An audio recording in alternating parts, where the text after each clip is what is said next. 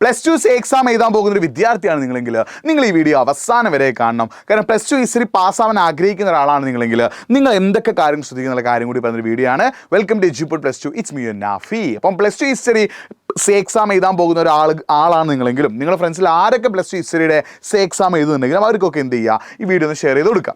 മൊത്തം plus two ഹിസ്റ്ററിയിൽ നമുക്ക് മൊത്തം പഠിക്കാനുള്ളത് 15 ചാപ്റ്റേഴ്സാണ്. ടോട്ടൽ നമുക്ക് പഠിക്കാനുള്ളത് 15 ചാപ്റ്റേഴ്സാണ്. അതായത് നിങ്ങൾ പ്രത്യേകം കാര്യം ശ്രദ്ധിക്കുക, നിങ്ങൾക്ക് പ്ലസ് 1ലും പ്ലസ് 2ലും കൂടി TEയിൽ 48 മാർക്ക് കിട്ടിയാലേ നിങ്ങൾക്ക് എന്ത് ചെയ്യാൻ പറ്റുള്ളൂ, പ്ലസ് 2 പാസ്സാൻ പറ്റുള്ളൂ. അപ്പോൾ നിങ്ങൾക്ക് പ്ലസ് 1 ഇപ്പോൾ ഒരു എക്സാമ്പിൾ പറയുന്നത് 20 മാർക്കാണ് നിങ്ങൾക്ക് പ്ലസ് 1 കിട്ടുന്നത് വിചാരിക്കുക. അപ്പോൾ നിങ്ങൾ പ്ലസ് 2 എത്ര മാർക്ക് എഴുതിയെടുക്കണം? 28 മാർക്ക് എഴുതിയെടുക്കണം. നിങ്ങൾക്ക് പ്ലസ് 1 15 മാർക്കാണ്, നിങ്ങൾ പ്ലസ് 2 എന്ത് ചെയ്യണം? 33 മാർക്ക് എഴുതിയെടുക്കണം. അപ്പോൾ നിങ്ങൾ പ്ലസ് 1 TE എത്രയാണോ അതിൽ നിന്ന് 48ലേക്ക് എത്ര മാർക്ക് വേണോ അത്രയും മാർക്ക് നിങ്ങൾ എക്സാമിന് എഴുതിയെടുത്താൽ മാത്രമേ നിങ്ങൾക്ക് ഹിസ്റ്ററി പാസ്സാൻ പറ്റുള്ളൂ. അപ്പോൾ നിങ്ങൾ പ്ലസ് 1 ഹിസ്റ്ററി നിങ്ങൾക്ക് TEയിൽ 40 മാർക്ക് ഉണ്ടെങ്കിൽ നിങ്ങൾ പ്ലസ് 2 എക്സാമിന് എത്ര മാർക്ക് എഴുതിയാൽ മതി? 8 മാർക്ക് എഴുതിയാൽ മതി. അപ്പോൾ നിങ്ങൾ ശ്രദ്ധിക്കേണ്ട കാര്യം എന്താ വെച്ചാൽ, നിങ്ങൾക്ക് പ്ലസ് 1 ഹിസ്റ്ററിക്ക് TE അല്ലേ, TE അഥവാ TE മാർക്ക് എത്രയാണോ അതിനോട് എത്ര കൂട്ടിയാലാണ് 48 കിട്ടുക, അത്രയും മാർക്ക് നിങ്ങൾ എഴുതിയെടുത്താലേ നിങ്ങൾക്ക് പ്ലസ് 2 എക്സാം പാസ്സാൻ പറ്റുള്ളൂ. അപ്പോൾ ശ്രദ്ധിക്കുക, മൊത്തം നിങ്ങൾക്ക് പഠിക്കാനുള്ളത് 15 ചാപ്റ്റേഴ്സാണ്. ഇതിൽ ഒന്നാമത്തെ ചാപ്റ്ററിൻ്റെ മാർക്ക് 8 മാർക്കാണ് വെയിറ്റേജ്, രണ്ടാമത്തതിന് 6 ആണ്, മൂന്നാമത്തേത് 4, നാലാമത്തേന് 4, അഞ്ചാമത്തേന് 6, ആറാമത്തേന് 4, ഏഴാമത്തേന് 4, എട്ടാമത്തേന് 4, ഒൻപതാമത്തേന് 8 മാർക്ക് ഉണ്ട്, പത്താമത്തേന് 4 മാർക്ക്, 11ാമത്തേന് 8 മാർക്ക്, 12ാമതിന് 8 മാർക്ക്, 13ഉം 14ഉം 15ഉം 4 വീതം മാർക്കാണ്. നിങ്ങൾക്ക് ഇതിൽ നല്ല ടഫായിട്ട് ചാപ്റ്റർ സ്കിപ്പ് ചെയ്യാം. നിങ്ങൾക്ക് എന്ത് ചെയ്യും, നിങ്ങൾ മാർക്ക് ബേസ് ചെയ്തിട്ടാണ് ഓരോ ചാപ്റ്റർ പഠിക്കുന്നത്. നിങ്ങൾ പഠിക്കുമ്പോൾ എങ്ങനെ പഠിക്കണം?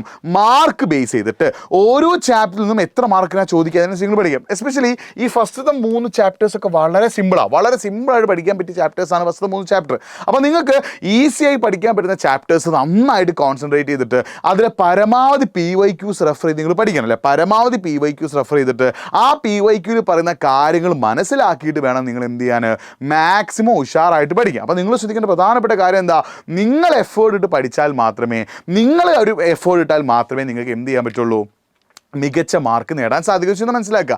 അപ്പോൾ നിങ്ങൾക്ക് ഓരോ ചാപ്റ്റർ മാർക്ക് ഇവിടെ തന്നിട്ടുണ്ട്. നിങ്ങൾക്ക് ഇതിൽ ഏതൊക്കെ ചാപ്റ്ററാണോ ഈസി ആ ചാപ്റ്റർ മുഴുവൻ അങ്ങോട്ടേക്ക് എന്ത് ചെയ്യുക, പഠിച്ചു തീർക്കുക. അപ്പോൾ നിങ്ങൾ ശ്രദ്ധിക്കുക, പ്ലസ് 1 TE എത്രയാണോ ആ TEയോട് എത്ര മാർക്ക് കൂട്ടിയാൽ 48 മാർക്ക് കിട്ടുക, അത്രയും മാർക്ക് നിങ്ങൾ നിങ്ങളുടെ പ്ലസ് 2 ഹിസ്റ്ററിയുടെ എക്സാമിന് എഴുതിയെടുക്കണം. അപ്പോൾ 15 ചാപ്റ്റേഴ്സ് ഉണ്ട്. അത് മാത്രമല്ല ഇതിൽ 4 മാർക്കിന് മാപ്പ് വരും, 4 മാർക്കിന് ക്രൊണോളജിക്കൽ ഓർഡർ വരും. ഈ സംഭവങ്ങളൊക്കെ നിങ്ങൾക്ക് എന്തുണ്ട്, നിങ്ങളുടെ പ്ലസ് 2 ഹിസ്റ്ററി എക്സാമിന് ചോദിക്കും. അപ്പോൾ ഈ എക്സാമിൽ നിങ്ങൾ വിജയിക്കണമെങ്കിൽ നിങ്ങൾ നിങ്ങളുടെ എഫേർട്ട് ഇടാൻ തയ്യാറാവണം, നിങ്ങൾ നിങ്ങളുടെ കമ്മിറ്റ്മെൻറ്റ് കൊടുക്കാൻ തയ്യാറാവണം, നിങ്ങൾക്ക് വേണ്ട കാര്യങ്ങൾ ചെയ്യാൻ തയ്യാറാവണം. അത് ചെയ്താൽ മാത്രമേ നിങ്ങൾക്ക് എന്ത് കിട്ടുള്ളൂ, ഒരു ബെസ്റ്റ് മാർക്ക് നേടിയെടുക്കാൻ പറ്റുന്നുള്ള കാര്യം ഞാൻ വീണ്ടും ആവർത്തിക്കുകയാണ്.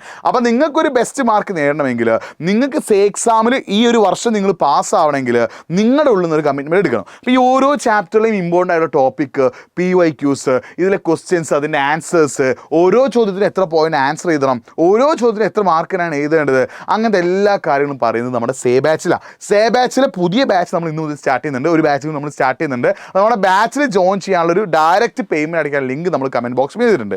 നിങ്ങൾ ചോദിക്കും, അയ്യോ സാറേ ബാച്ചിൽ ജോയിൻ ചെയ്യാൻ സമയമില്ല, എന്താ ചെയ്യുക? ഒരു മാസം നിങ്ങളുടെ മുന്നിൽ സമയമുണ്ട്.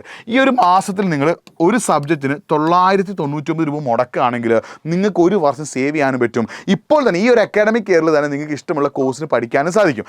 നിങ്ങൾ ഇപ്പോഴും സമയമില്ല, പണമില്ല എന്നൊക്കെ പറഞ്ഞിട്ട് നിങ്ങൾ ഇതിനെ മാറ്റി വെക്കുകയാണ്. വെറും 1000 രൂപ ഒരു സബ്ജക്റ്റിന് വരുള്ളൂ.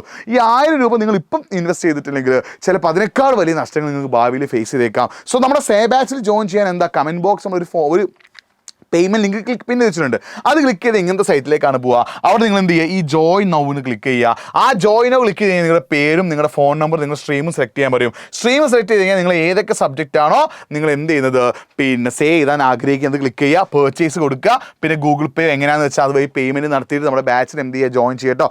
ബാച്ചിൽ ജോയിൻ ചെയ്ത് പഠിച്ചാൽ മാത്രമേ നിങ്ങൾക്ക് എന്ത് ചെയ്യുള്ളൂ, കാര്യങ്ങൾ ഓക്കെ ആവുള്ളൂ എന്നുള്ളത് ഞാൻ വീണ്ടും റിപ്പീറ്റ് ചെയ്യാണ്.